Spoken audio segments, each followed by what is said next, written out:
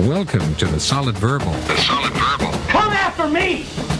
I'm a man! I'm 40! I've heard so many players say, well, I want to be happy. You want to be happy for a day? Eat a steak. It's that woo-woo! And now, Dan and Ty. Welcome back to the Solid Verbal, boys and girls. My name is Ty Hildenbrand. Joining me, as always, my friend over there in New York City. You know him as a fine gentleman by the name of Dan Rubenstein. Sir, how are you? Ty, I must warn you. I sense something a little bit strange in my mind. The situation's serious. Let's cure it. You and me, Ty. We're running out of time. Ooh, I know this. It's driving me out of my mind. Does that help? Does that make it a little bit better? We need to pull that audio. Never, ever, ever, ever.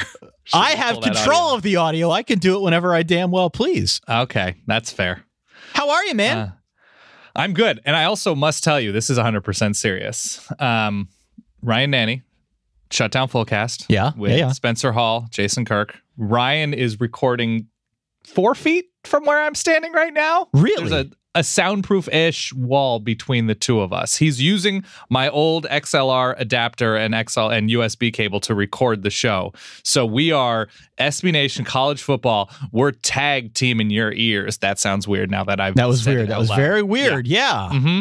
At the very moment, though, it's all happening. Well, you sound like you're shot out of a cannon. I am shot out of a cannon as well. We're recording our show about an hour earlier than usual because we got so many games to talk about. I don't know if we're planning on going an extra hour or if we just wanted to kind of capture the moment. But alas, week 11 is here and we've got a lot to discuss, do we not? We do have a ton. This might be the highest of the highs right now. I don't know what rivalry week. That's a very difficult phrase to say. But this week specifically, I think there are 3 top 10 matchups between top 10 teams. Yeah. Am I correct? Yeah. So this is top of the mountain, Ty. I brought extra oxygen. It's getting thin up here. I've got a list in front of me of what I believe to be every adjective starting with the letter S in the English language. It's going to be hard to top all syrup super squishy Saturday, but I'm ready for it. I'm trying to come up with something that would suffice for a week 11 as jam-packed as this. Mm-hmm. And I mean, it's sensory overload here. I have every possible adjective in front of me. So I was hoping we could come up with one and then just roll with it all throughout. Salacious is interesting. Salacious Saturday. We got South Beach involved with it. We have Ames, Iowa, our 2 sex craziest cities. Yeah. Right. Sappy, Serbian probably wouldn't work. Sassy, satirical, savory. Savory could work. Savory Saturday is pretty good. I like that. Scaly. I think we should just talk it out through the episode. Okay. Superhuman Saturday. Okay. It's not bad. Well, we do have some news to discuss. We call it breaking news. Boop, boop, boop, boop, beep, boop, boop. Your new college football playoff rankings remain largely unchanged, at least at the top 5. Still Georgia, Alabama, Notre Dame, Clemson, and Oklahoma to round out the top 5. Beyond that, we've got a little bit of movement. TCU has moved up 2 slots to number 6. Miami moves up 3 to number 7. Wisconsin up 1 to number 8. Washington up 3 to number 9. And lurking at the back end. Mm-hmm. Actually, I'll go top 12 here. We got Auburn at 10, up 4. USC lurking at 11, up 6. And then Michigan State up 12 to number 12. That is significant. On the banks of the Red Cedar, there's a school that's known to all. Its specialty is winning. And those Spartans play good ball. They are at number 12 to round out our top 12 here in the college football playoff rankings. Anything in there that you see it and you say, wow, that's high, that's low? After seeing them 2 or 3 times play mostly to their capability, I think Washington's better than 2 or 3 teams ahead of them. Okay. Does that strike you as off? I don't know. No, I think that's fair. Yes, but I understand the ranking is where that is, that the loss wasn't fantastic. No, Michigan State at 12 is curious, but all they've done basically recently is, well, lost in triple overtime and beaten Penn State and keep on proving the non-Northwestern doubters wrong. So I guess I understand that. USC at 11 is sort of, sometimes they look like they're the number 11 team in the country, and sometimes they very much do not. But otherwise, no, it's all within the standard deviation of sense to me. I'm fine with it. If you want to put Oklahoma at 4, Clemson at 5, okay. If other way, that's great too. Yeah, I think if Oklahoma beats TCU this weekend handily, I could see them jumping in front of Clemson. Again, sure. We're talking about deck chairs and the Titanic here, because by the time this goes down, it could look drastically different. And honestly, a ranking after week 11 doesn't mean a whole lot. The one that jumped out at me was Michigan State, because I've just had such a moral dilemma with the Spartans all year. I've gone from having them as my best bad team in the country to now having them as my worst good team in the country. I don't even know how much of a change that is, but okay. I don't know. Maybe it's just labeling, but Michigan State's the one I had a harder time than any of these others trying to justify, comprehend, what have you. Auburn at 10 is interesting. And when we get to the Auburn-Georgia game, we could talk a little bit more about the Auburn doomsday scenario, which has honestly about a 2% chance of playing out in real life, but is interesting to discuss just as a hypothetical nonetheless, because it would make things damn interesting if it comes to fruition. We'll talk about that. Oh, yeah. In a little bit. Otherwise, I have no problems with this. Otherwise, it looks fine to me. There's a hard cut at 15, after 15 to me. I think that the cut at 15 is like, here are teams that legitimately can play really, really well against good teams. And after that, I'm not so sure. I just, that is where, I mean, I like that the El Asico is represented in this top 25. That feels good and right to me. But beyond that, no, it all looks fine. Dan, time, help. I need picks of the week. Savory Saturday? I want another syllable. Salacious, seasoned, sectarian. Sedative, definitely not sedative. No. Seedy. I guess it is seedy in a number of ways. It's the multi-definition because it feels like it could help to eventually seed the playoff, but I still am not crazy about it. All right. Well, we'll keep trying. Here, you ready? I have it. You do? It's Sherpa Saturday because this is Sherpa. It's Sherpa Saturday because this weekend is helping us to get to the top. Boom! You like that? Sherpa Saturday. If you are looking for a window of opportunity on this Sherpa Saturday, I have bad news for you. Uh-oh, yeah. I break it to him easily, Ty. I want to send a shout out. I want to take this opportunity to shout out one of our listeners by the name of Matt. Matt informed me that he has to go to a wedding this week. And he came, Wolf is right. He came to the same conclusion I did after looking at the slate of games. There is no window of opportunity this week. Maybe if you're on the West Coast and you don't care about the late games, I was going to say, go to a late movie.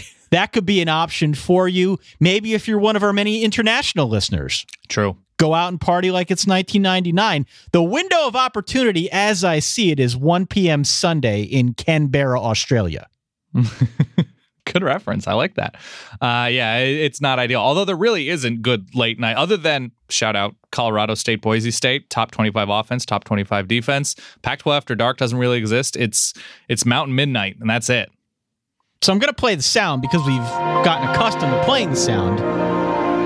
If you're not going to be in Canberra, Australia at 1 p.m. on Sunday, I would say 9 p.m. on the West Coast, but only for the West Coast. It's not a good week for a window of opportunity elsewhere because at long last, they've done a good job spacing these games out. It's not all at once like it's been the last 6-7 weeks. We've got a nice little distribution all throughout on Sherpa Saturday. Extra special date night Friday night. Make some breakfast Saturday morning. Make a lot of Sunday promises, but lock in on Saturday. Let's go to noon on Fox. Let's go to the Horseshoe, where Ohio State's about a 16-point favorite over the Michigan State Spartans. They're up to number 12 now in the college football playoff rankings. Dan, I'm going to read a series of numbers for you. Okay. Can you decipher 1, 3, 12, 10, 1, 3? No, I don't think so. I have no clue. You're supposed to add it up and get the number 24. You know that. That's the way the 24 game works. Oh, okay. Explain the 24 game. Well, it's an old game. It's actually not the 24 game. That's the margin of victory in each of the last 6 games between these two teams. I like that. 1-3-12, 10-1-3. In the span of those 6 contests, we've seen a better Ohio State team. We've seen a worse Michigan State team, and they've all still been within 16 points. Every Big Ten game Michigan State has played this year has been within 1 score. So I ask you, 16 points, when you see that, what do you think? Too many points is what I think. I like Ohio State a lot, and it's rough to really love Ohio State after last week and what they were able to and not able to do against Iowa, and that would be hold on to the ball. That's what they struggled doing last week. For all the talent they have up front on defense, this is not a lights out side of the ball for the Buckeyes. They swarm quarterbacks. They're very good at that, but this is not an excellent defense. Not right now, at least. Offensively, they've been super efficient against the lesser teams that they've played, and when forced into obvious passing downs and in huge moments, they have been uneven. You know, JT Barrett had that stretch in the second half against Penn State, but that's really the highlight of Ohio State's season against better teams. That's why I think the matchup's kind of tricky. And I know Michigan State it's away from East Lansing. They're good at preventing big plays, especially through the air. They're all right otherwise against the pass. They're susceptible against the pass at times, but they're fantastic. One of the best teams against the run. Brian Lewerke has been a very, very efficient passer, which is something you need to be against Ohio State. I think the Buckeyes do win this game. It's at home, and I'd be remiss if I did not mention, Ty, we're dipping around freezing here. Yeah. Freezing temps around 32 degrees. I believe it's 11 Central, the kickoff. So I don't know to what extent that helps Michigan State, but back of your head, periphery, 30-23 Ohio State. They do not cover, but they win. Interesting. Higher scoring than you think? What do you think? Well, now that I'm a card-carrying member of Spartan Nation. You want me to sing the beginning of the fight? No, that's good. Okay. I got it the first time. Thank you. Just making sure. I think it's time to start pushing another narrative. Okay. What if Michigan State's 2016 was just an anomaly? You can't do that, Ty. What if it was just an anomaly? I'm just asking the question. You can't do fantasy things yourself. So what if it's on my fantasy things roster? Not enough people are talking about Michigan State's 2016 3-9. What if it was just an anomaly, Dan? Well, before the season started, I specifically said they're not a losing team. What if? A losing season. What if is my question. At the time, it was an enterprising gentleman who came up during our live show and picked that one out for me. And some people have noted, people who were in attendance, that, wow, you seemed really dismissive of that pick. And I did, because I really thought Michigan State was going to suck this year. Yep. And guess what? They don't. They're 12th. They've looked better week in and week out. I think I have more confidence in Michigan State's defense keeping it close than I do in their offense scoring 30 on Ohio State. And where I'm going with that is in full support of your 30-23 prediction, because that's what I've got down on my paper as well. 30-23. We do agree. Give me those points, baby. Give me those points. Here's something to watch out for, Ty. And this is something that, I had to dig deep for. It's a rough stat, but there is a big mismatch in this game, a major mismatch. What has Ohio State been surprisingly bad at doing? And we saw it the first play, basically the opening play against Penn State. Defending kicks, right? Yeah, right. And Michigan State is great at returning kickoffs. And I imagine Ohio State is going to improve. Urban Meyer is like the best special teams coach in the country, low key. Ohio State's been butt covering kickoffs. So they've been bad, maybe there's some bonus points there. I remember talking about that in our Ohio State-Penn State preview. Yeah. All right. Also at high noon on ABC or ESPN2, depending on your locale.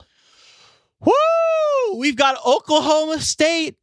Yeah. -7 on on the road in Ames against Iowa State. My first thought here was, wow, this point spread is really low. Really low. And that's no disrespect to Iowa State because I love what they've done. Matt Campbell is incredible. All that.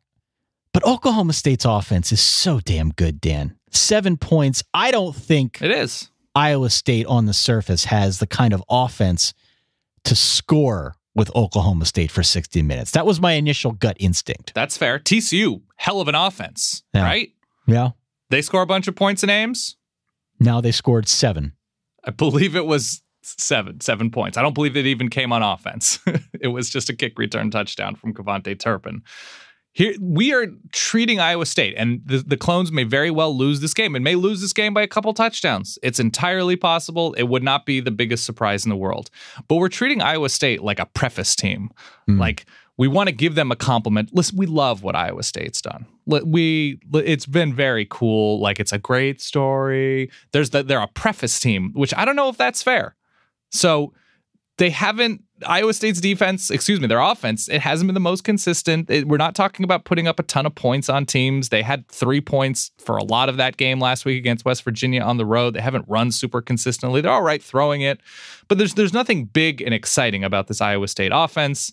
And Oklahoma State defensively, some questions. We know about their offense. We know how good it is. When Oklahoma State can't run the ball, though, they become far less. Yeah, right. When they've played down to opponents, it's because they haven't been able to consistently move the ball on the ground. As exciting as that wide receiving core is, that's been an issue.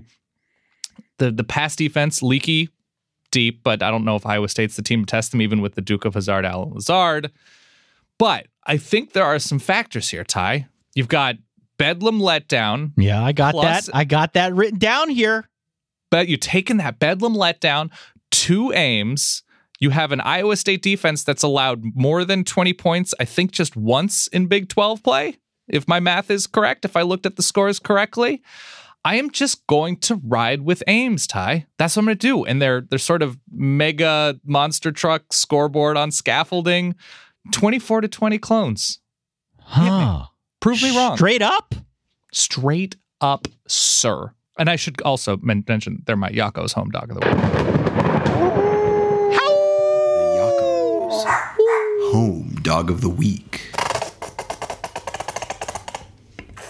Something else you forgot to mention. Oh, I have something else, but I hope it's the same thing. This game just means more for Iowa State than it does Oklahoma State. Just means more. I think they'll be playing hard. I wonder if that letdown comes into play for the Pokes. And, no disrespect to Iowa State. Again, they're having a great year. I'll preface it. I'll qualify it. Mm-hmm. But seriously, who cares about Iowa State after a track meet against your hated rival? Who cares? We're talking about 18 to 22-year-old kids. Mm-hmm. There is no denying that the Bedlam game is a hell of a lot sexier than traveling to Ames, Iowa to play an upstart Iowa State team. So I think there is a distinct possibility. Earlier game in the day, Oklahoma State could come out a little sluggish, a little asleep behind the wheel, and that favors Iowa State. I am not going to go so far as to predict the Clones outright. But I think this is a 38-35 game, one way or the other. And just because my initial instinct was Oklahoma State, I did look long and hard for a reason to go Iowa State. And I am going to do it. I'm going to go Clones plus the points. Don't know if they win, but I think they cover. Come on, give me an opinion, Ty. That is my opinion. Somebody wins 35-30. That's my opinion. That's my opinion. Here's what we neglected, Ty. It's going to be chilly. It's going to be in the 30s with some showers.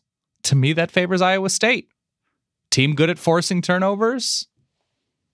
Ball's a little hard to grip. I don't know, Ty. If my thing was monsoon games, your thing is now seasonal weather. It's just a little bit nippy. All right. Moving on. Let's go to 3:30. CBS, a big one. Georgia -2.5 on the road at Auburn. I haven't been this excited for an SEC game all year. All year. Outside of 4.5 teams. Let's say Bama. Let's say Georgia, Auburn, LSU, maybe Mississippi State and A&M or some combination. Outside of those teams, there hasn't been a whole lot of high-level football in the SEC. But Dan, yeah, this is what we call big boy SEC football. Both teams want to pulverize you with their rushing attacks. It will not come easy because both defenses are like brick walls. There are going to be a lot of ice baths after this one, Dan. Oh, my goodness, yes. This is, I believe, the Deep South's oldest rivalry. That's what the game is called. So let me ask you a hypothetical question. Mm-hmm. What happens if the running game doesn't work for either team? So Jarrett Stidham throws a lovely deep ball. Jake Fromm, I've been very happy with what he's done at quarterback. His effort has been there. He's been efficient. I don't think he's done a great job of testing teams deep, which I think you have to do against Auburn a little bit. So I give the advantage to Stidham in this kind of big spot if he has to take the game on his shoulders. It is a question of trust. I've said it time and time again. It's about trust, babe. Do you trust Jarrett Stidham and Stid the Kid? Mm-hmm. Do you trust Jake Fromm, or as we like to call him, Jake Superior, because he's the very best Jake on the roster? I believe that Georgia is the better football team here. With the exception of the close game against Notre Dame, there have been no cracks in the foundation for the Bulldogs. The whole year through, they've remained consistently good. I think we see a game like we saw on the road against Notre Dame back in week 2. Mm-hmm. I think defense, I think field position, I think offense whenever they can get it. Would not be surprised if Georgia won this game by a 23-21 margin and Auburn covered by a half point, but I think this one's close. I think it's a war. I think it's an instant SEC classic. Georgia and both teams have had moments, have had stretches of sloppiness, I would say. The beginning of the Missouri game for Georgia wasn't the prettiest thing, and Missouri's offense is pretty good. This is not to slight the Tigers, because I think Missouri's done a pretty nice job of getting their heads back into the season.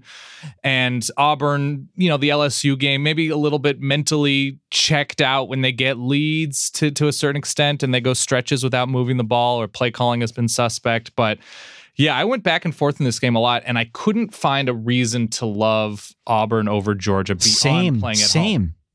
I couldn't find that mismatch that Auburn could take advantage of. And yes, it's to take a road team against a good home team with a very, very good defense. And, Auburn, especially in the red zone, that defense, they may as well have an electric fence on the goal line. And I believe, what did it take to get through the electric fence in Jurassic Park? It took a full-on T-Rex. They needed to shut it off, didn't they? Yes, they eventually needed to shut it off because they were in there hunting. So, both teams have flat-out incredible defenses. I think I am going to go with Georgia because of the multitude of ways in which they can win. And for all the running back talent they haven't been the most efficient team on the ground, but they have generated some enormous plays. And I like that a little bit more than Auburn. I think the combination of what Auburn's offensive line looked like against a great defense in Clemson, and what Georgia has looked like most recently as Jake Fromm has grown more accurate and efficient, I'm going to take Georgia here 27-23. I think they are there's a better identity in 2017 about Georgia. I'm going to take Auburn with the points here. What's the spread? 2.5, 3 points? 2.5. It wouldn't surprise me if it's 23-21, even 20-19, like the Notre Dame game. I think it's going to be low scoring, conservative, a lot of defense. Very excited, truly, deeply, madly excited to watch this SEC football game, because it really is a story of two rushing-oriented offenses, two quarterbacks who have matured nicely throughout the course of the season, two really solid SEC defenses. This is a great game. 3:30 on CBS. Watch. Can't wait. Gonna miss. You know who I'm gonna miss? I'm gonna miss Uncle Vern. Me too. Yeah. All right, Dan. I wear contact lenses, and good for you. Look at your vision. I know you don't wear contacts. I do not. I'm wearing glasses as we speak. You need like LASIK. You need negative 45 power contacts. You may be one of the blindest humans I've met. It's not false. I wear contacts. You should too. If you're out there listening, you know what it's like to dread that annual appointment to go and renew your prescription. Thankfully, Simple Contacts is a super convenient way to renew your contact lens prescription and reorder your contacts from anywhere in just minutes. It takes a 5-minute vision test that you can do on your phone or your computer. I did this. I was wowed. I was yelling obscenities at the phone, not because I didn't like it, but because it was cool. Nice. You record your eyes up close. You read a visual acuity chart, just like you would at the doctor's office. The test is recorded. It's reviewed by a physician in your state. And then you'll receive a renewed prescription. You can order your brand of contacts. They have all the brands you're familiar with, including options for astigmatism like me, multifocal lenses, colored lenses, much, much more, all at very, very good prices. You never have to leave home. No more doctor's offices or waiting rooms. Although it's not exactly a replacement for your normal, periodic, full eye health exam. Okay. It certainly can speed up the process of ordering contact lenses. The exam's only $20. Standard shipping is for free. So, see the world in 4K. That's what I recommend you do.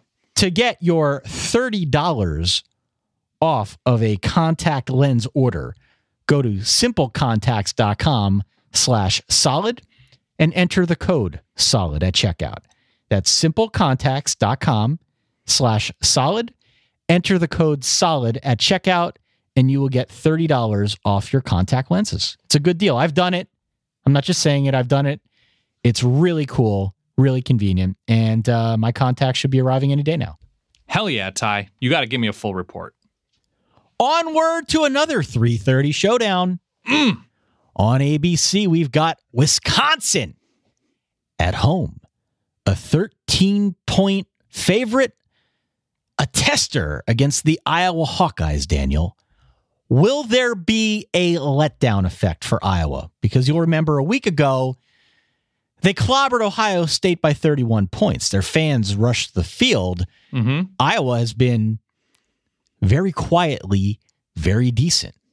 Dare I say secretly decent in the Big Ten in college football this season. They have also moved up in the college football playoff rankings. Not going to make the playoff, but their ranking is meaningful for teams above them that have faced them. Yeah. Will there be a letdown effect for the Iowa Hawkeyes? Yes. That's my answer. Iowa has been a pleasant surprise, especially Nate Stanley. The offense has operated successfully in different ways than we're used to seeing, because while it's still relatively average over the course of the entire season, they still don't run the ball all that well. They had a couple nice runs against Ohio State, mind you. They stall too much in the red zone. And when Iowa is operating to their capacity, it's because they're playing in concert on both sides of the ball, forcing turnovers on defense, taking advantage on offense with short fields. But I still am too worried about Iowa blowing opportunities against what we believe is a very good Wisconsin team. This will be our first, I think, true opportunity to gauge Wisconsin, at least versus a decent team. You know Wisconsin's offense. You know what they're going to try to do. They're going to try to run.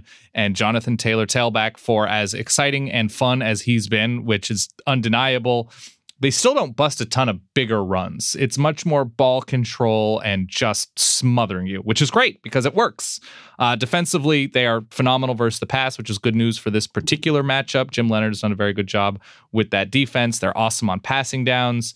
I think there's still a slight concern about Alex Hornibrook and his arm and turnovers and picks. He's consistently given the ball to the other team. I just think with Iowa perhaps starting out slow in some games, I think the Badgers jump on them early. Wisconsin 37-20. I think they do cover. Give me Bucky. Wow. It's 100% letdown. I could see it happening, and I think it will happen. You hit on most of the same points that I was going to bring up. The only other thing I'll mention about Alex Hornibrook is that if Iowa is able to shut down Jonathan Taylor tailback to any degree. Ooh, monster if. It's a monster if, but provided they're able to do that, contain him, and if Wisconsin is forced to rely a little bit more on the passing game, I do have the same questions about Alex Hornibrook. Keep in mind, he has 188 passing attempts this season. Yeah. That ranks him behind guys like Sam Ehlinger, who have only played 5 games. It's an efficient offense, but it's definitely the weaker component of that Wisconsin offense. It hasn't really been tested. They haven't needed to take the bubble wrap off it in a key situation. So if it comes down to a close game, and if the running game isn't working, again, a lot of qualifiers here, a lot of ifs and thens and that's, and I'm not saying it's going to happen. I'm curious to see how Hornibrook reacts.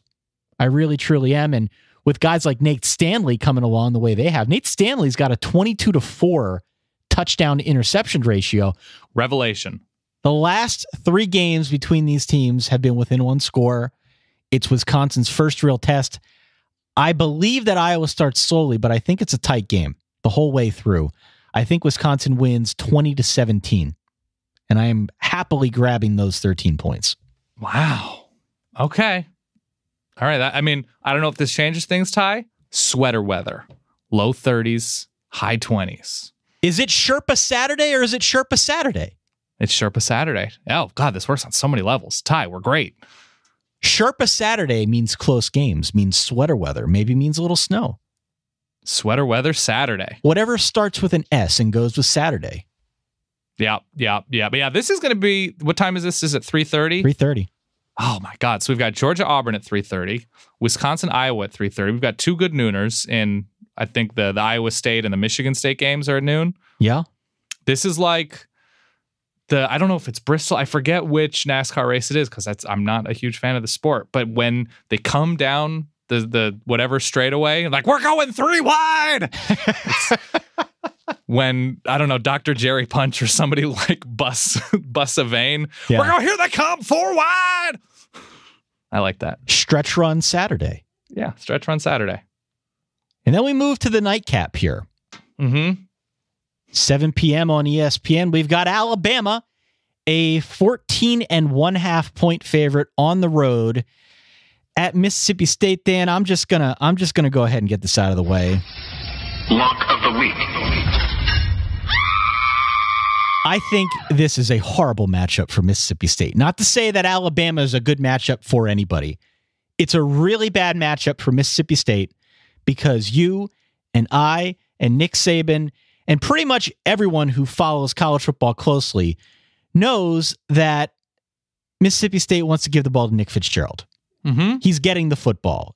When you give that kind of telegraph to Nick Saban, you know how it usually ends up. It usually ends up being some sort of crockpotting, right? Honey, it's ready.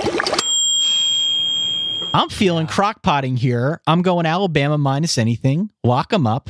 I think they continue to roll here, even though it's on the road. Davis Wade. I don't care where it is. I don't care how many cowbells are out there. Give me Alabama minus anything. So you go minus anything. So if I can sort of review, potential letdown spot after LSU. Now, the Alabama-LSU game wasn't last week what it's usually, but certainly right there. You got a body blow situation, perhaps. And we've got a home dog in the SEC. There's just, you're putting a lot into that crock pot, Ty. You're putting a little bit of garlic, a little turmeric. I understand. But man, okay. So everything is pretty much great for Alabama. Nobody's really forced Jalen Hurts to constantly beat them on 3rd and 9, which is, if you're going to beat Alabama or challenge Alabama for 4 quarters, that would probably be a wise move. Easier said than done. Alabama's offense has been mostly excellent. They haven't run the ball with as much efficiency as I think you'd probably like, but still, they bust out so many big plays. I am not super worried. Conversely, Mississippi State is not a big play team. They move the ball, like they stay on schedule is what they do. They're on time. The defense gives up big plays, which is not a great matchup against Alabama, but there's Ryan. Ryan gave me the thumbs up. He just appeared. Okay, so he's done with his show, Ty. But I don't love Mississippi State to do any one thing against Alabama here. So I'm going to go Bama, not minus anything, but I think 14.5. I think a couple touchdowns is fine. I'm going to go Alabama 38-20. 38-20. Yeah. And maybe it's 38-13 and they get to 38-20. It makes it look more respectable, but I think Alabama comfortably wins this game. And I respect Klanga, Ty. You have to respect Klanga, but I don't see it. I think Mississippi State and Michigan State switch places on my Ty power rankings. Mississippi State now the best bad team in the country. That I'm okay with. That I mean, it's mean, but I can see the sort of value in that. Also, I should mention when I was talking about getting Jalen Hurts to third down, Mississippi State is terrible on third down. It's a bad matchup. Mean but honest. That's what we do on this show. Fair. 8 p.m. on Fox, Oklahoma. This is a big one. Woo! 8 p.m. on Fox, Oklahoma at home. A touchdown favorite over the TCU Horned Frogs. You might remember these two teams started playing a little bit more regularly a couple years ago when TCU joined the Big 12. The margin of victory over the last 5 years. Are you ready for this? I'm ready. 6, 1, 4, 3, 7. I'm hearing a lot of single digits. A lot of single digits. Those are all one-score affairs. These games have been close. They've been really close. I don't know if it's Gary Patterson. I don't know if it's Baker Mayfield. Lord knows there are 1,000 different factors you could layer on top of that little logic puzzle. But the truth is that it's always been close, at least recently. I have more questions than I do answers about this game. And I was hoping I'll try to answer. Can you help me with these questions? Always, Ty. Do you think it is fair to look at the TCU-Oklahoma State game from a couple weeks ago as sort of a blueprint for how this game might end up? I think that's somewhat reasonable. I think Mason Rudolph and Baker Mayfield are somewhat different as quarterbacks, but in terms of what TCU is able to or not able to do against the pass-on defense, which has been really, really good, I think it's somewhat fair, yeah.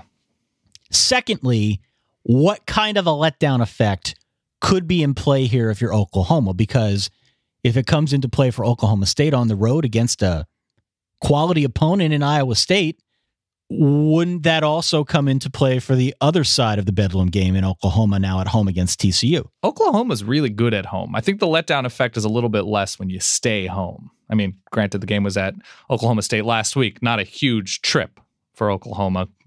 I'm feeling good about the best quarterback in college football playing a game at home against a defense that gives up a ton of huge passing plays. As long as it's not against Iowa State, though, he's good at home, right? As long as it's not against Iowa State. I think Oklahoma is going to go into this game taking TCU more seriously than they took Iowa State, which is not to say that Oklahoma didn't have opportunities to beat Iowa State if they started out slowly, but I think there will be more focus leading into the game with preparation. Both of these teams are awful against deep passes and giving up big plays through the air. If you think TCU is winning this game outright, it's because you think they're going to get road stops with not consistency, but semi-regularity, right? Absolutely. Absolutely. And that's if you don't think that's going to happen, take the points. What do you do in a shootout, Ty? You always take the points, yeah. Gobble those points. Grab those points. That's what I'm going to do. I'm going to take those TCU points. I think Oklahoma wins outright. I have it 48-44.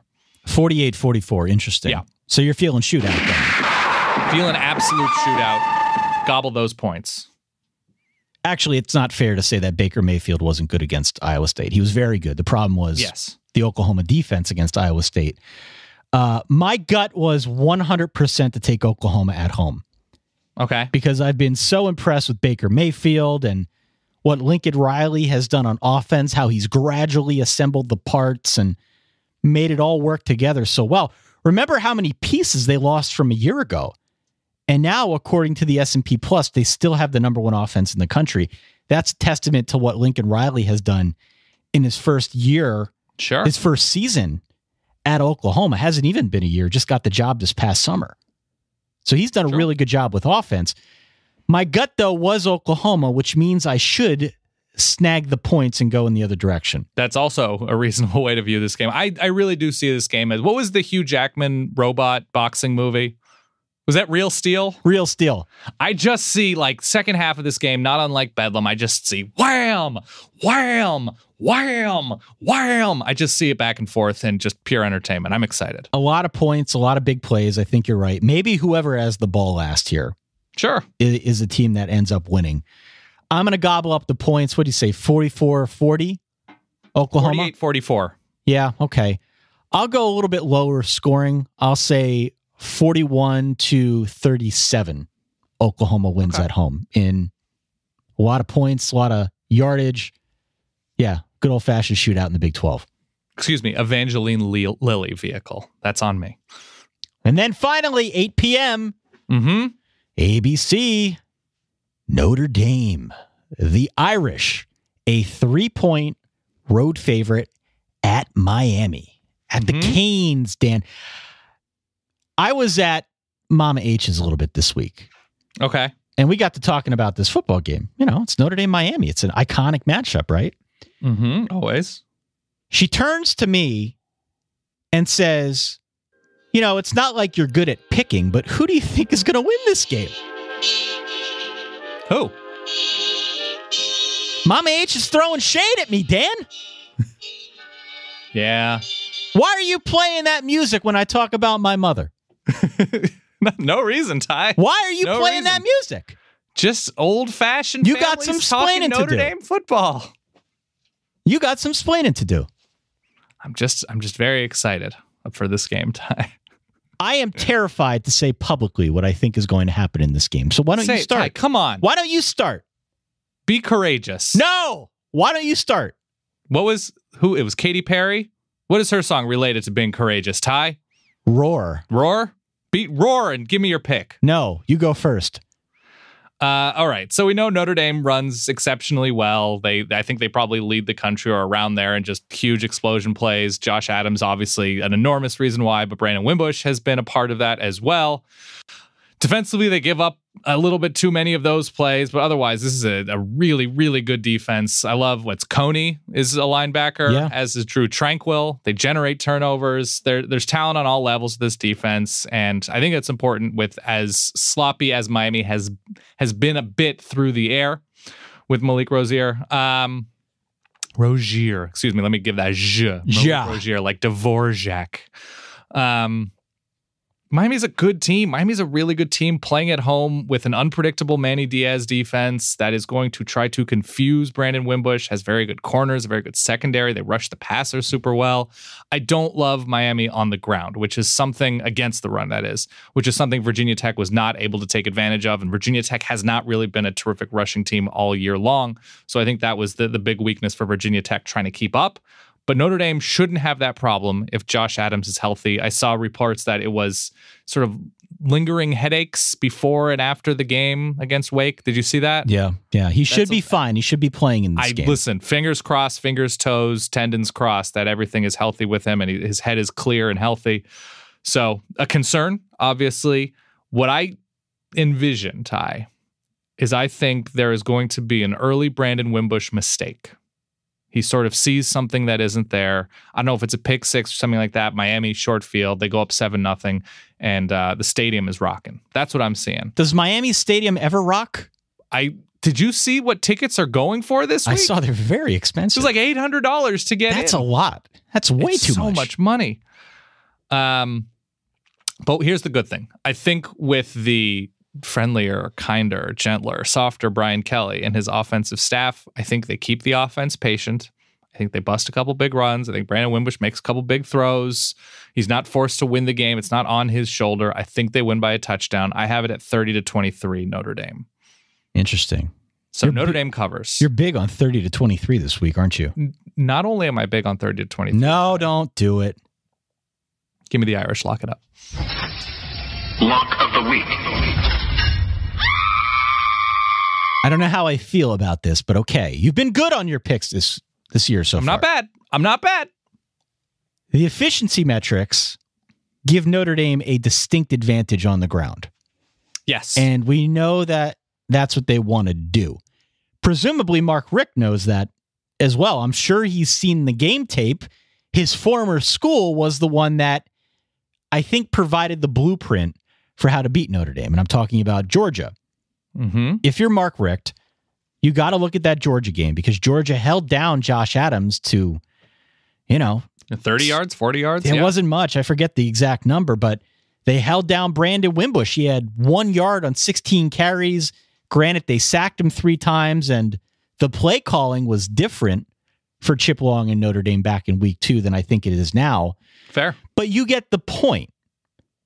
Georgia's defense is really freaking good, and they were able to contain that rushing attack of Notre Dame. Miami needs to take notes and look hard at what the Bulldogs did if they want to have any chance in this game. I am contractually obligated, morally obligated to say Miami plus the points here. Home dog, Why? Big game, renewal of Catholics versus convicts. I need to Show say some cojones. I need to say Miami plus the 3.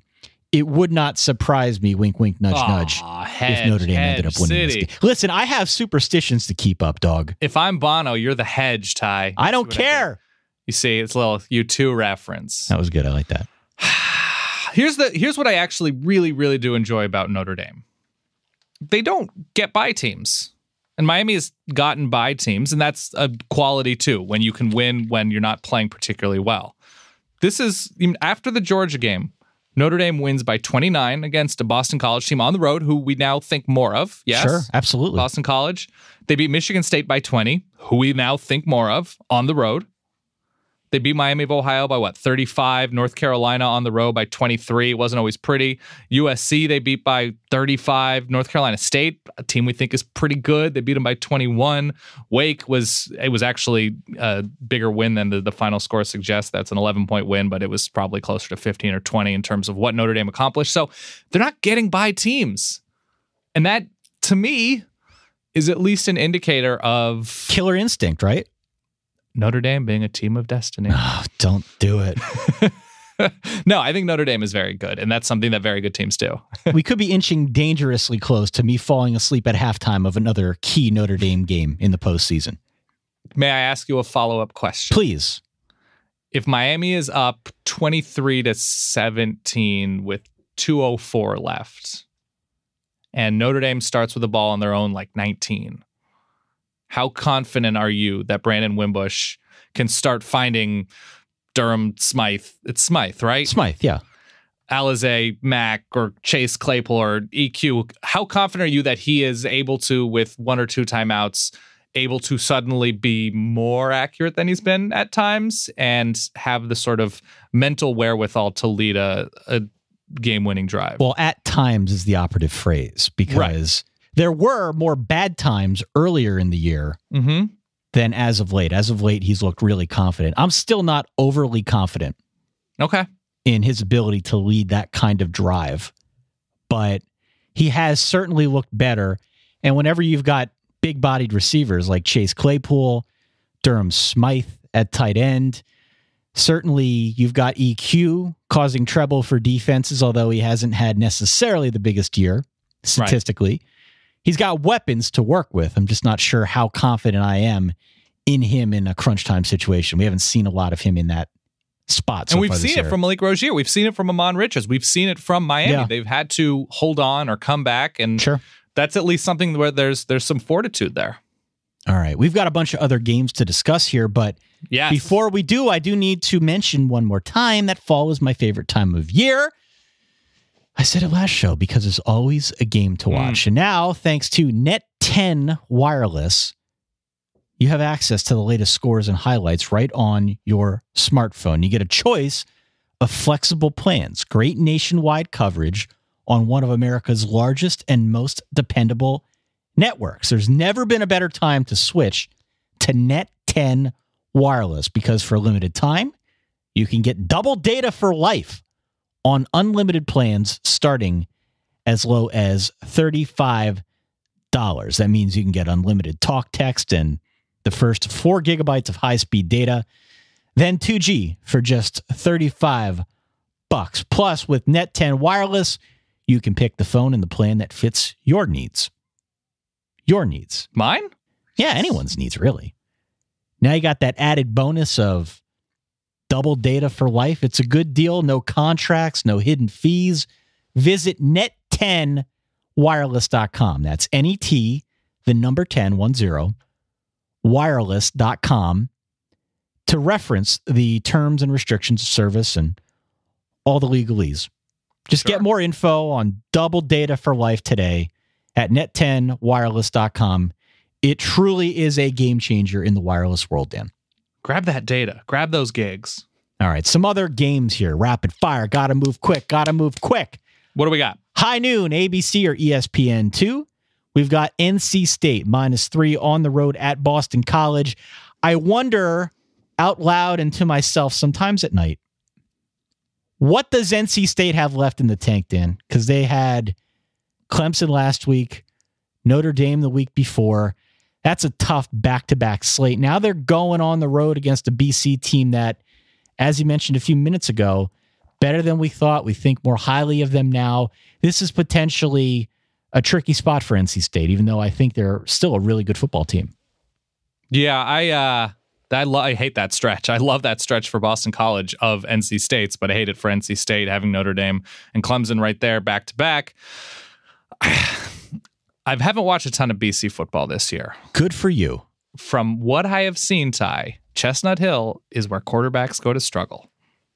Both for Boston College and their opponent, mind you, generally speaking. But yeah, underdog with a good pass defense at home. NC State, what they do best is Ryan Finley through the air. I think BC is going to be able to keep them down, so I'm going to take those points BC outright. How about that? I'm going to take the points too. Give me the points here. 12 o'clock on CBS, we've got Florida on the road at South Carolina. The Gamecocks are a 7-point home favorite. You might remember Florida getting bombed a week ago by a Missouri team that was previously winless in the SEC. Do the math. We got South Carolina as a bowl team. They're at home. Florida's sort of in disarray. They lost their coach. Still don't have a quarterback. I would need a sound reason to pick Florida here, even with the points. But I don't have one. So I must go, just by deductive reasoning, South Carolina -7. Game is generally weird, but yeah, it's a body blow spot for South Carolina after Georgia playing perhaps the best defense in the country, but I think Florida's ready for the season to end and move on. So I'm going with South Carolina here. I think they win by 14-20. The notable 12-20 ACC game on ACC Network is between Virginia Tech and Georgia Tech, a Tech symposium in Atlanta. We've got the Hokies, a 3-point road favorite here. I have questions about how good Virginia Tech is. I really wonder, after that game that we saw against Miami, granted Miami's a good football team, looked dominant, I just don't feel like Virginia Tech has had that many tests so far this season. True. So it's perhaps against my better judgment because I do think they have a better offense and defense, but Georgia Tech's a weird team. They're at home. Tech a week after that Miami game, they got pushed around. I'm going to go Tech. Georgia Tech at home, plus the points. Georgia Tech's defense is considerably below average. And you know how many top 100 wins Georgia Tech has per the S&P Plus rankings? 0. 1. They have 1. They beat Wake. Okay. They beat Wake, and it was a nice win.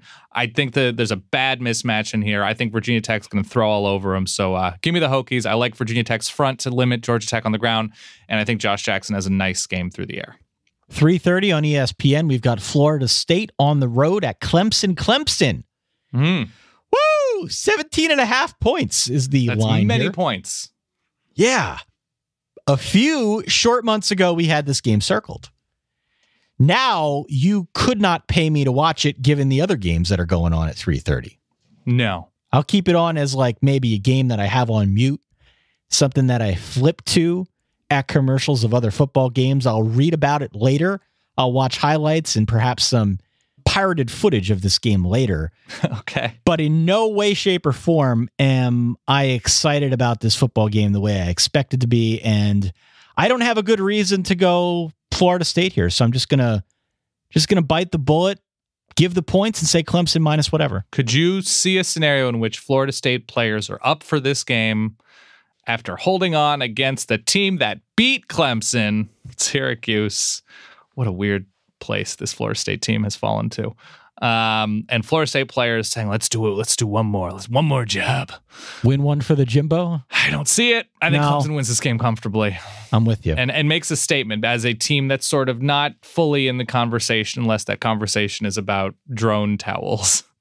Okay. So, yeah, I think Clemson wins this game by 3 touchdowns. 3:30 ESPN2, West Virginia at K-State. K-State. Yes. An interesting 2-point favorite here at home. This one, I got to be honest, caught me off guard. Why is that? I guess I feel like I've seen more out of West Virginia this season than I have K-State. K-State's still playing a little bit of that quarterback bingo. And though... Sure. Third stringer. Yeah, though it seemed like they got good performance out of the quarterback position down the stretch a week ago, I'm still not sold on them doing that against West Virginia. I'm also not sold on West Virginia on the road, so I went back and forth here. I'm going to go with my gut and go West Virginia plus the points. Yeah, I mean, if the spread confuses you, just lean into the confusion. Nobody stops big plays in this game. No. And Kansas State has one of the better and more underrated receiving duos in the country in Dalton Schoen and Byron Pringle. Great names. Probably the best duo names there are. So I'm just going to go with the home team here. Even with the third string quarterback, I think this Kansas State defense is not particularly good, but I'm still going to go with the Wildcats here. I think they win by 4 or 5. And finally, on Friday night, we travel back in time. 10:30 Friday night, Fox Sports 1. We've got Washington, 7-point road favorite at Stanford. I think Washington kills Stanford, Dan. Pac-12 road favorites, not a great time on Friday nights this year. Wazoo at Cal, USC at Wazoo. I guess the game doesn't involve Wazoo, so there's at least that. Yeah, it hasn't been fantastic year, though, for those types of teams, especially road teams, even if they're not favorites. So Stanford's not a particularly difficult place to play, and even if Bryce Love busts 1 or 2 early on in the game, and that's really where he does shine, just shock and awe early, then what? Then what are you going to do, Stanford? Then what's next? The sort of confusing thing to me, and I think we mentioned this on the show last week, not confusing, but just don't think about it. If Stanford pulls this upset, and then Washington in turn beats Wazoo, I believe Stanford would go to the Pac-12 championship game. Great. That's great. What the conference wants. I can't see a way in which Stanford is able to generate enough offense. That said, we saw Washington go into a weird turtle situation against Arizona State on the road. This is a 10:30, right? Eastern time kick. 10:30 Friday night, yeah. 7:30 local, short week after a rivalry game. I think there are ingredients there for weirdness. I can't point to anything with Stanford and say, that's where they're going to get them. That's especially after last year when, I mean, it was a Friday night in Seattle, but it got so ugly in favor of Washington. I can't point to anything other than like, well, short week weirdness on the road. That would just be a Washington offense thing because I think Washington's defense will travel. I have Washington here like, I don't know, 31-17, 31-14. I like Washington, I have Washington a lot. Comfortably here. I'm concerned that I'm looking at this line and thinking, doesn't seem right. That's why I might even stay away from this game. Yeah, I thought about locking it up as well, but I had the same thought. Like, this game is shockingly low in terms of the point spread. Yeah, and Stanford does have the single best weapon with, I mean, one-dimensional, because Lamar Jackson I still think is that dual dimension, but Bryce Love is the single biggest home run threat in college football, and I think that does mean something. All right, well, speaking of Friday night, Dan! The meatloaf! We want it now! It's the Adam Amin voicemail of the week. The meatloaf! Adam Amin from ESPN here. Long-time verballer, short-time voicemailer, medium-time friend of Dan and Ty. To the entertainment capital of the world, Sin City, America's playground. debaucherous Dan Rubenstein's funhouse of debauchery. We're headed to Las Vegas to see BYU and UNLV on Friday night. Is there an intriguing story here? In fact, there is. UNLV just needs to win twice in the final 3 weeks to head to just its 5th ever Division I bowl game in a 50-year history. We think that's pretty cool. And indeed, BYU is a football team. But Las Vegas is more than just casinos, football, and peep shows, because I'm pretty sure those are still a thing. My go-to spots for a variety of food in Las Vegas are all easily accessed in the heart of the Vegas Strip. At the Cosmopolitan, Estitorio Milos for some of the best Greek and Mediterranean fish you'll have out west, and 2 spots at the Aria, Javier's for excellent ceviche and enchiladas, and Lemongrass for Asian fusion, some of the best skewers and original cocktails you'll have. On Friday night, we'll tell you about some of the history of Las Vegas, and we'll get you set for a superb Saturday. It's an embarrassment of riches for all of you this weekend. For me, I'm just an embarrassment without any riches. This has been your Adam Amin voicemail of the week. Stay solid. Stay solid to you too, old friend. Oh, man, I want those skewers.